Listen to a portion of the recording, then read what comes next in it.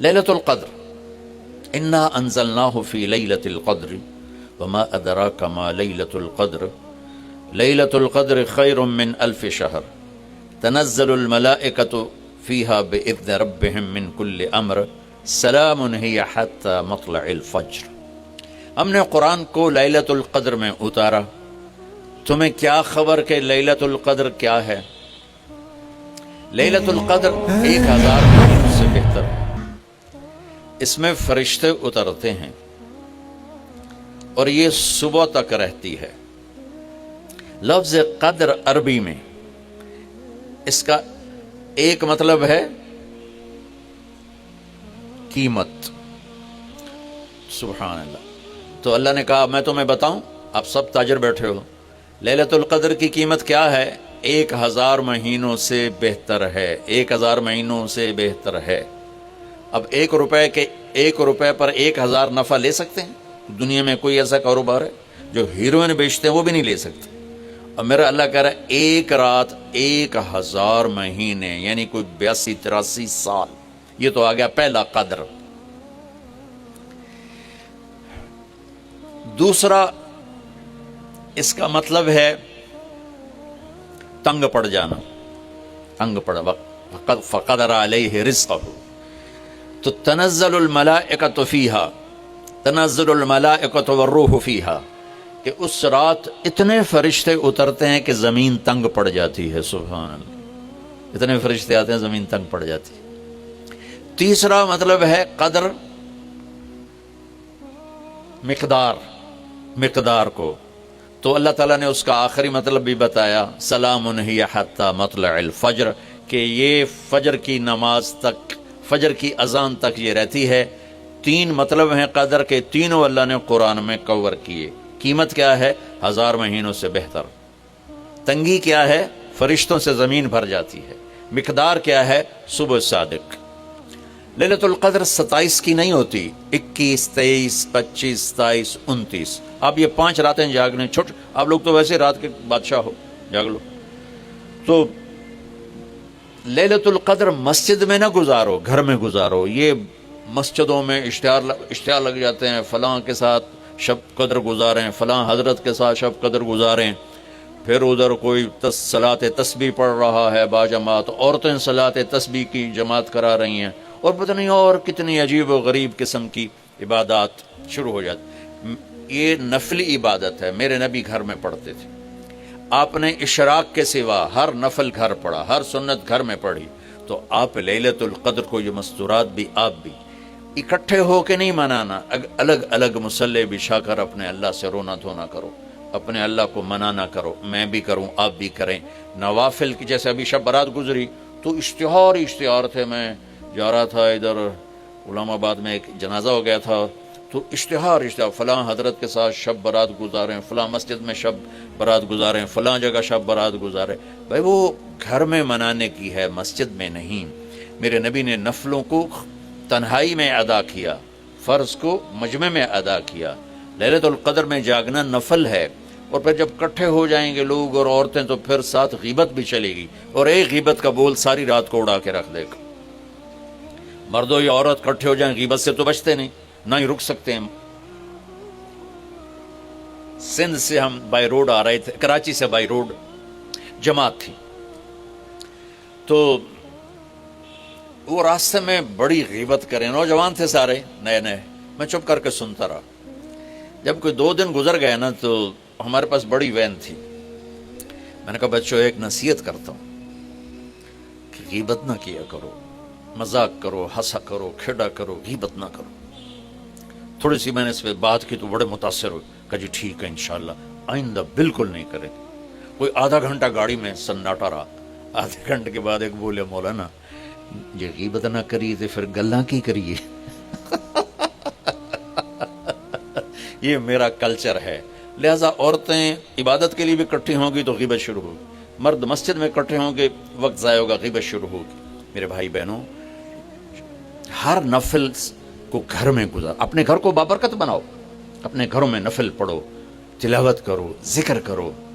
صرف اشراق کے نفل میرے نبی مسجد میں پڑھتے تھے 2 رکعت، باقی ہر نفل اپنے مسجد میں ادا کی۔ تو یہ چند چیزیں رمضان کے متعلق میں نے عرض کی ہیں. اب ایک بڑی اہم بات میں آپ کے سامنے عرض کرنا چاہتا ہوں. رمضان کی دولت کس سے ملے گی؟ رمضان کی برکات کس سے ملیں گی اور کون محروم ہو جائے گا؟ آپ نے فرمایا 4 آدمی ایسے ہیں جن کی رمضان اور شب قدر میں بھی بخشش نہیں ہوتی، بس اس سے ہم اپنے آپ کو بچا لیں. کون ہے یا رسول اللہ؟ آپ نے کہا مدمن خمر، شراب کا عادی. کبھی کوئی پی لے توبہ کر لے، میں اس کی اجازت نہیں دے رہا ہوں. مدمن کا لفظ ہے جو روزانہ شراب پیتا ہے، اس کی رمضان میں بخشش نہیں. حق لوالدیہ، جو ماں باپ کا نافرمان ہے، اس کی بخشش نہیں. قاطع الرحم، رشتہ داروں سے لڑنے والا، اس کی بخشش نہیں. المشاحن، دل میں بغض رکھنے والا، اس کی بخشش نہیں. ہر وہ چیز جو میرے آپ کے لیے نقصان دہ اللہ نے حرام کر دی، ہر وہ چیز جو میرے آپ کے لیے مفید ہے اللہ نے حلال کر دی. سود حرام کر دیا. ہمارے پاکستان کی معیشت نہیں، پوری دنیا کی معیشت ڈوبی پڑی ہے. سارے ملک قرضوں پہ چل رہے ہیں. سود نے پوری دنیا کو تباہ کر دیا. تو میرے اللہ تعالیٰ نے، آپ دیکھتے نہیں، میرا اللہ کہتا ہے فَأَذَنُوا بِحَرْبٍ مِّنَ اللَّهِ وَرَسُولِهِ، اگر سود نہیں چھوڑو گے تو میرے اور میرے رسول مل کر تمہارے خلاف جنگ کریں گے. تو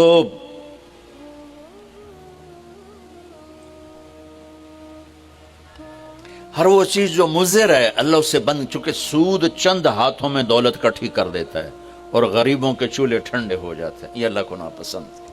جو بھی بھائی پھنسے ہوئے ہیں نکلنے کی نیت کریں اور کوشش کریں، انشاءاللہ چین کی نیند سوئیں گے، چین سے اٹھیں گے. ایک عبد الرحمن بن عوف کے 4 اصول بتا دیتے ہوں، سب تاجر بیٹھے ہو، اور وہ صحابہ میں سب سے مالدار ہستی تھے. انہوں نے ایک دن فرمایا میں نے زندگی بھر نہ ادھار خریدا نہ ادھار بیچا. اگرچہ یہ آپ کو آج کے ماحول میں بڑی عجیب بات لگے گی، چونکہ ہمارے سارے بازار ادھار پہ چلے گئے ہیں. انہوں نے نہ کبھی ادھار خریدا نہ ادھار بیچا. تو کتنا سکون ہو گیا، آرام سے سو رہے ہیں. اب ہماری تجارت میں ادھار خرید رہے ہیں، ادھار بیچ رہے ہیں، کبھی وہ تنگ کرتا ہے کبھی یہ تنگ کرتا ہے. تو ایک اس موبائل نے تباہی پھیر دی، باقی کسر اس نے پوری کر دی. ٹوائلٹ بھی فون سن دے بیٹھے. کبھی سٹاک نہیں کیا مال کو، کبھی سٹاک نہیں کیا، جو ہی نفع ملا فوراً بیچ دیا. واہ واہ. تو ادھار خریدا نہیں، ادھار بیچا نہیں، 2، کبھی سٹاک نہیں کیا، 3، اور کبھی سودے کا عیب چھپایا نہیں. اس میں کوئی عیب ہے بتا دیا. آپ اس پہ آ جائیں، آپ کو شروع میں مشکل ہوگی. اس کے ساتھ سچائی اور دیانتداری کو جوڑ دیں، اللہ کی قسم آپ کا سوتر منڈی جانا بھی عبادت بن جائے گا، آپ کا مل میں جانا بھی عبادت بن جائے گا، اگر آپ اپنے تجارت کے ساتھ سچائی اور دیانتداری کو لے آتے. پھر اللہ تعالیٰ نے اس میں غریب آدمی کے روزے اچھے گزر جائیں، عید اچھی گزر جائے، اس کے لیے اللہ تعالیٰ نے صدقہ فطر رکھا ہے. ہم اسے عید کے ساتھ جوڑ دیتے. پہلی رمضان سے دینا چاہیے تاکہ غریب اپنا کوئی روزہ تو رکھ سکے. پہلے رمضان سے 29 رمضان تک جب مرضی دے دیں. اور اگر وہ فطرانہ ادا نہیں کرتا تو اس کے روزے اس کے سر کے اوپر سے بھی نہیں جاتے، وہیں کھڑے رہتے ہیں. اور عام طور پر یہاں اخبار میں ٹی وی پر گندم کے لحاظ سے آتا ہے 2 سیر کڑک دے دو، وہ تھوڑے سے پیسے ہیں، 100-200 روپے ہے. میں آپ کو آپ سب مالدار لوگ بیٹھے ہیں، میں آپ کو اپنے نبی کا صدقہ فطر بتاتا ہوں کہ آپ کیا دیتے تھے. آپ کشمش دیتے تھے، کھجور دیتے تھے، جو بھی دیے ہیں. تو کشمش 3 کلو، بازار میں 3.5 کلو. بازار میں جا کے پوچھیں جو سب سے اچھی کشمش ہو یا پھر درمیانی، گھٹیا نہیں درمیانی اور سب سے اچھی، پتہ کرے وہ کتنی ہے. 1000 روپے کلو ہے، 1500 روپے کلو ہے. آپ کے گھر کے 4 افراد ہیں تو ایک گھر سے 6000 روپیہ غریب کو جائے گا. آج تو 6000 میں ایک ہفتہ نہیں گزرتا. تو اب سب سے عرض کرتا ہوں ویسے بھی خیرات کریں، افطاریاں کروائیں، اور صدقہ فطر کشمش کے حساب سے دیں. یہ آپ سب بھائی بہنوں کی خدمت میں گزارش ہے. اللہ نے آپ کو رزق دیا، خرچ کریں، یہی آپ کے ساتھ جائے گا، باقی سارا ادھر ہی رہ جائے گا.